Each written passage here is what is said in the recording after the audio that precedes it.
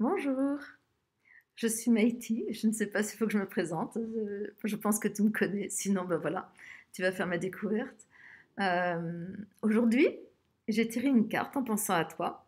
Et sur cette carte, c'était marqué intuition. Alors je me suis dit, ben, c'est quoi l'intuition pour moi? L'intuition, pour moi, c'est la manière dont la vie s'exprime, dont elle me parle.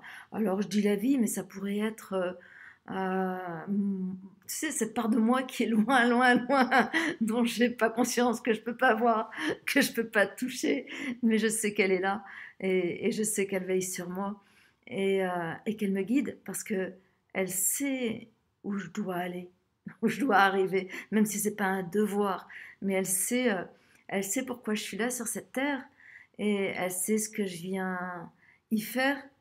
Elle me voit balbutier, errer, essayer, me dépatouiller. Et du coup, elle m'envoie des petits messages, vraiment très régulièrement. Et, mais voilà, tu sais, elle les lance comme ça, dans l'air, un peu comme des petites graines d'étoiles ou comme des, tu sais, les petites graines de pissenlit qui s'envolent et autres. Mais voilà, est-ce que je vais les saisir? Est-ce que je vais les entendre? Est-ce que je vais y croire? Est-ce que je vais les reconnaître? Est-ce que les comprendre? Il y a tout ça. Et je crois ben, au fil de ma vie, à force de ne pas les écouter, à force de douter de moi, à force de croire que je ne pouvais pas percevoir ce que certains appellent mes guides, même si je les ai cherchés, mais j'y crois pas aux guides, c'est moi qui me guide, c'est juste la part de moi qui quelque part connaît, pas sait, parce que c'est pas un savoir avec la tête, c'est connaît, elle est née, même si elle est jamais née, elle a toujours existé, mais c'est cette part qui connaît ce que je suis, d'où je viens, où je vais, et ce que j'ai à réaliser sur cette terre, qu'est-ce que j'ai à apporter sur cette terre. Et, euh, et du coup, bah, j'ai appris à écouter, j'ai appris à entendre. Alors je me rends compte que j'entends par... ça peut être des mots, c'est un peu des mots qui surgissent comme ça, c'est pas franchement une voix qui les dit, mais c'est des mots qui sont là, qui s'imposent. J'entends pas une voix, mais ça peut être une phrase, ça peut être un mot. En revanche, si je pose la question, si je pose une question et autres, je sais que c'est mon mental qui va répondre. Donc, j'évite de poser des questions. Euh, En revanche, peut-être que j'en pose inconsciemment, je ne sais pas. Mais voilà, c'est des mots, des sensations aussi. Des fois, des trucs qui passent un peu, bzzz, un, un son, une sensation qui me fait juste à ce moment-là éveiller ma vigilance. Ma vigilance, c'est mes sens, tu sais, c'est un peu ma louve, cette femme sauvage qui est pas dans la perle, mais qui est dans le ah. Est-ce que j'ai tout observé? Est-ce que vraiment j'ai ouvert? Observer, c'est donc ouvrir tous les pores de ma peau, tous mes sens, pour pouvoir vraiment être en interaction entre l'intérieur de moi et l'extérieur de moi. Et voir ben, qu'est-ce qui, qu'est-ce qui est le plus adapté à ce moment-là. Et du coup, ben, je saisis ou je saisis pas. Et puis, de plus en plus, tu vois, je, j'y vais. Et même là, moi, je suis à un tournant de ma vie, si tu veux, où elle m'a bien bousculée. Elle m'a passé dans la lessiveuse dans tous les sens. Et du coup, je me retrouve avec du linge propre, tu vois, net, neuf. Une page vierge. Il n'y a rien d'écrit dessus. Et je peux y poser mes premiers pas. Je peux y faire ce que j'ai envie. Et là, ce que je choisis, c'est justement de me laisser porter par mes intuitions. Donc c'est un grand challenge de moi à moi, un grand défi, parce que, ben voilà, je ne veux pas contrôler. Ma maison est en vente, euh, elle va être vendue, qu'elle soit vendue ou pas vendue, je vais partir et mon seul port d'attache, ce sera ma petite Clio dans laquelle j'ai un matelas pneumatique. Et où est-ce que je vais aller? Ben, pour l'instant, ça me fait dire vers le sud. Après, est-ce que ça sera le sud-est, le sud-ouest, le sud juste à côté, le sud loin, j'en sais rien. Je sais que il y a un moment donné, il y a eu un truc où j'étais au Pays Basque et c'était il faut que j'apprenne l'espagnol.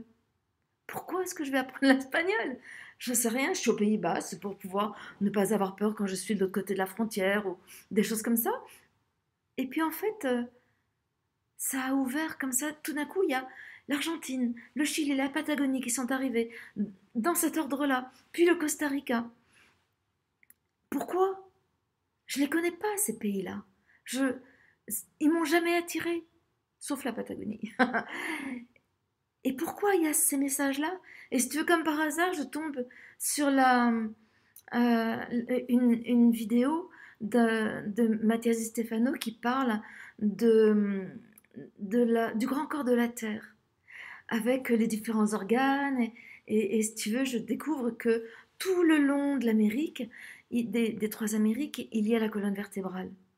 Or, lorsque la vie m'a bousculée, elle a vraiment porté atteinte à ma colonne vertébrale, principalement au niveau du bas des lombaires, du sacrum, et au niveau du milieu basidorsal, au niveau de ce qu'on appelle des 10.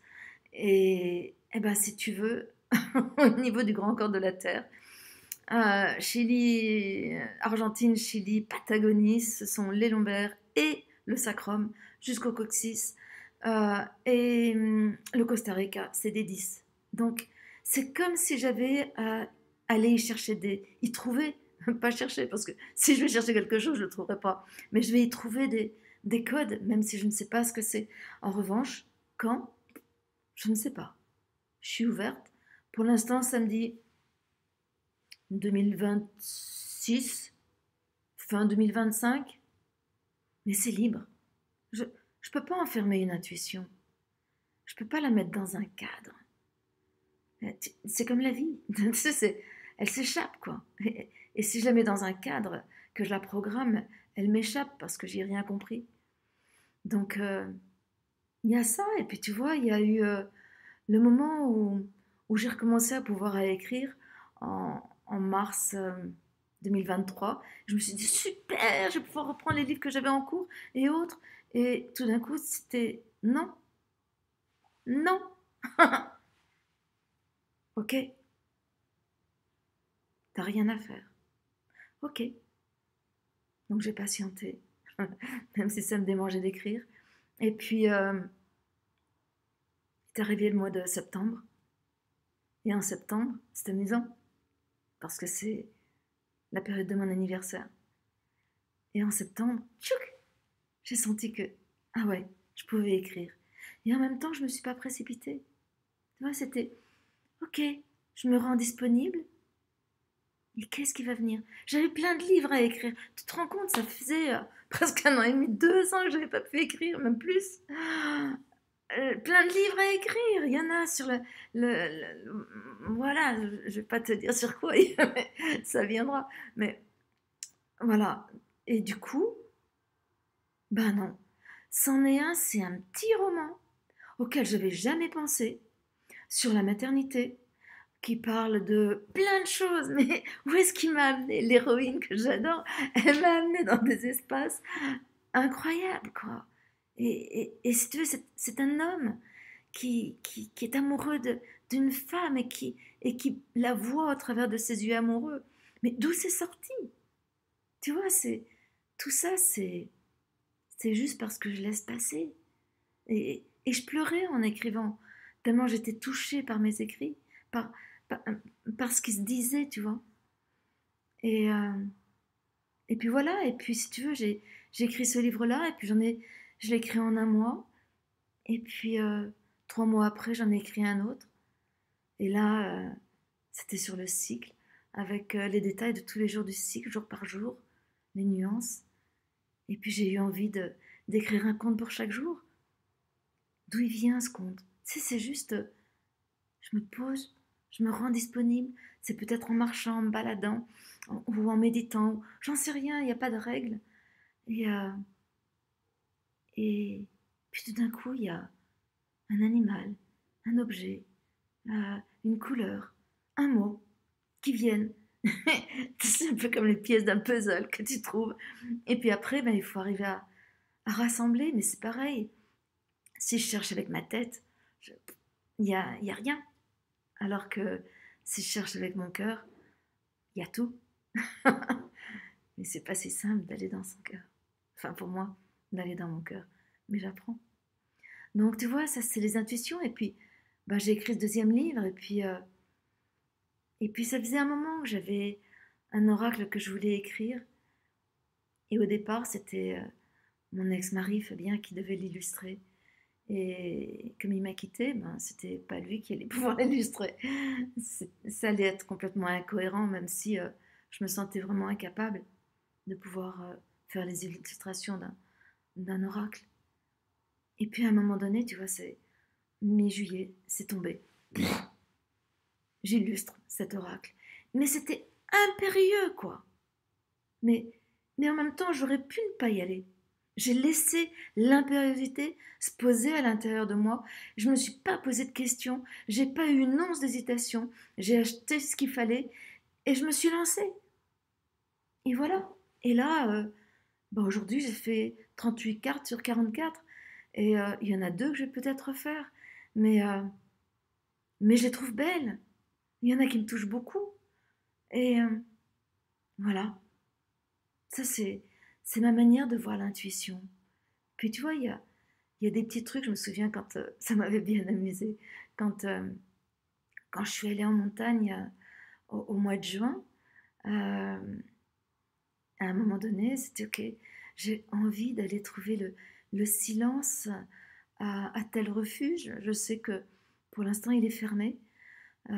C'était une période où il n'y avait pas grand monde dans la vallée. C'est un endroit où il y a vraiment beaucoup de montagnes, de roches, et où il allait y avoir pas mal de neige. Et même si la montée est un peu rude et désagréable, pas toujours très agréable plutôt, euh, je me suis dit, ok, je vais là.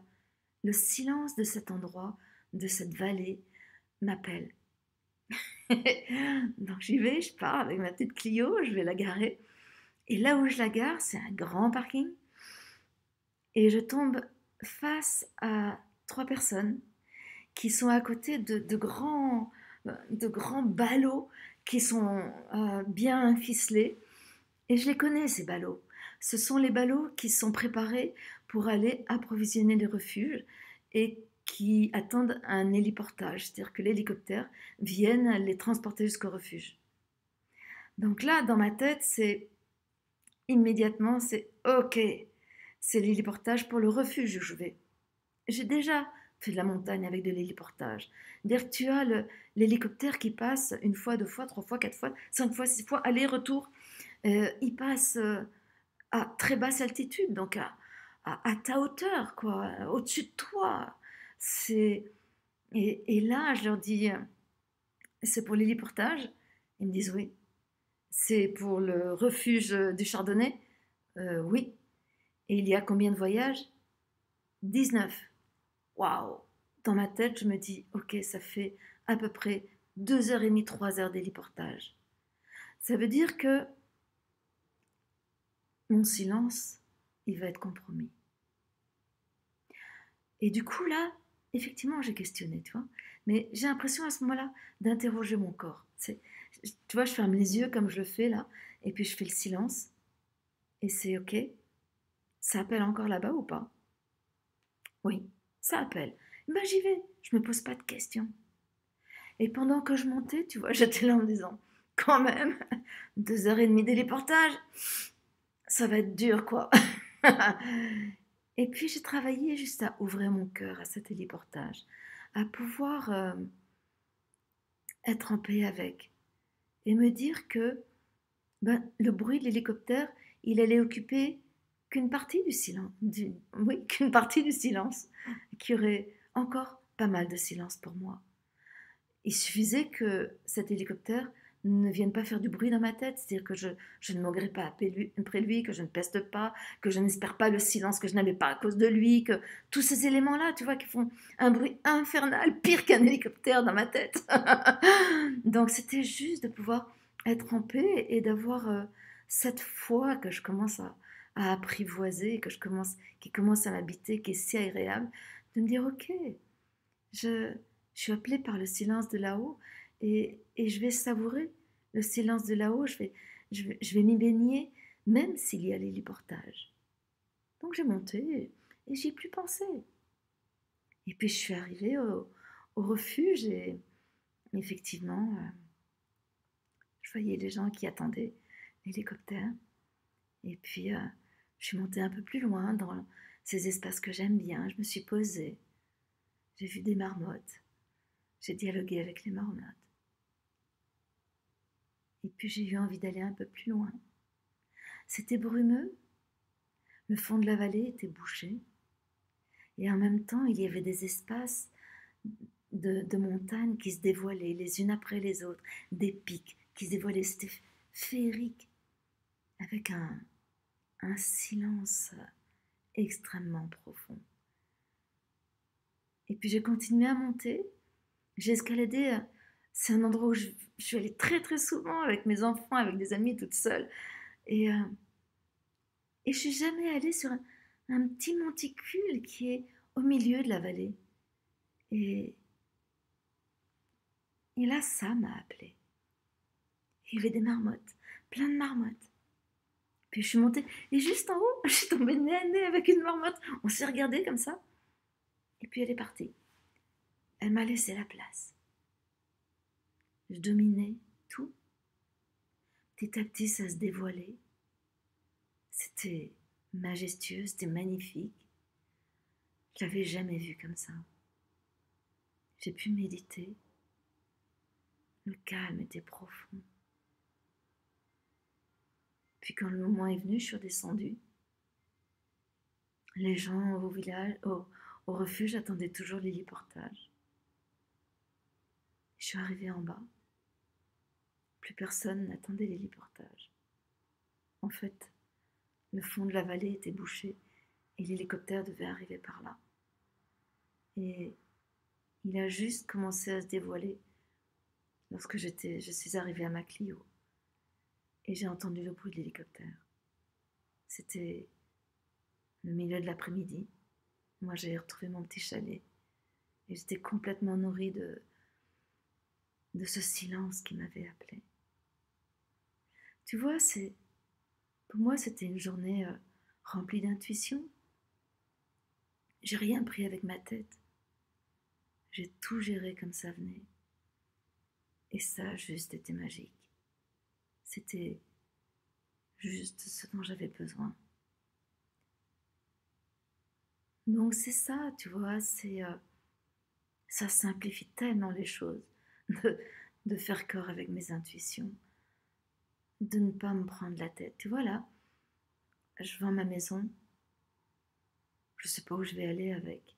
Après, pas avec, mais je vais aller nulle part avec puisque je la vends. Mais par contre, je sais pas où je vais aller après. Je vais me laisser porter. Et puis il y a, tu sais, il y a des questions qui peuvent passer. Et du coup, mon adresse postale, et du coup ceci, et du coup cela, et du coup... Non, c'est pas le moment. L'intuition ne viendra qu'au moment approprié.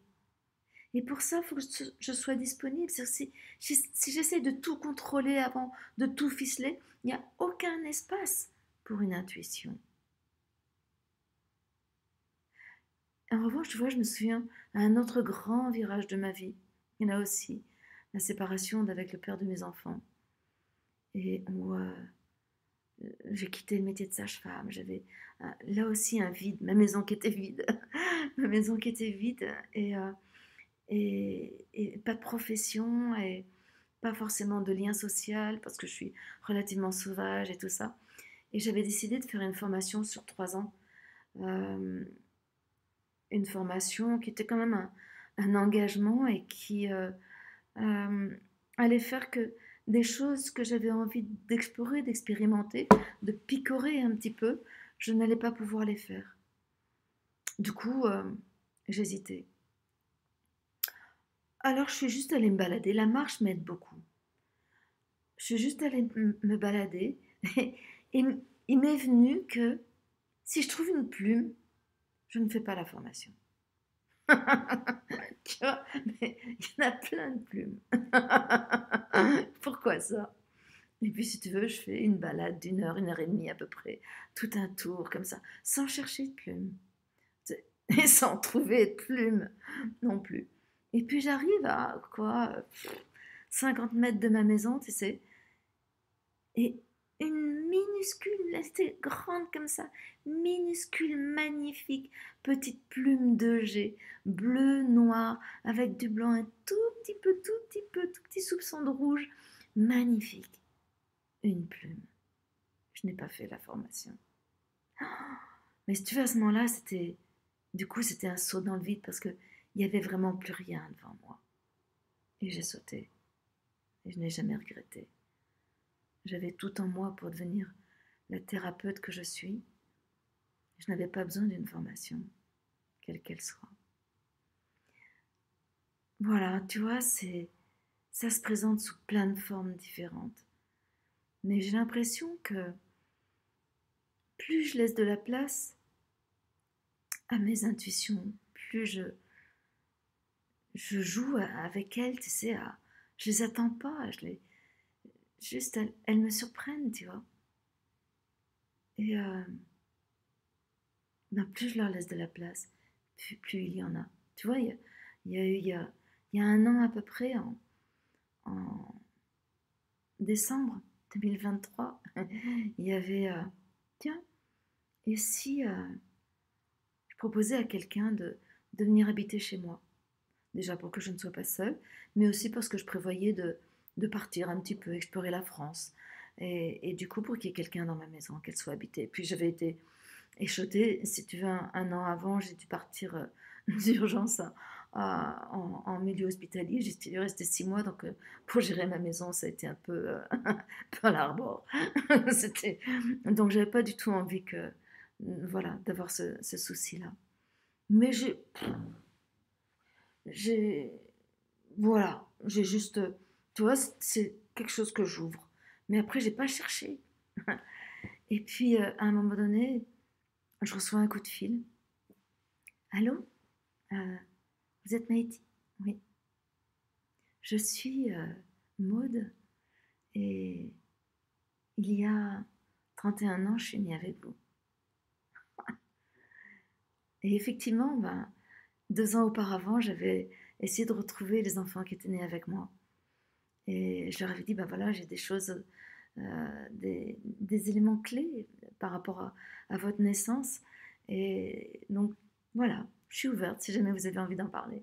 Donc, cette petite Maude, elle m'a dit, ben voilà, j'ai bien envie de répondre à votre appel et et de venir parler de ma naissance avec vous. Donc, je dis, ben viens demain. Et, et puis, elle arrive, on était habillés quasiment de la même manière.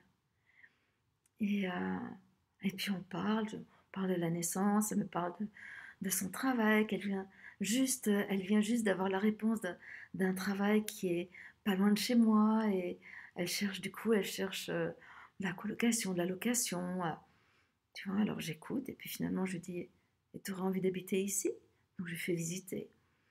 Et je lui dis, ben, juste, je ne serai pas là du 28 décembre au 8 janvier parce que je vais au Pays Basque.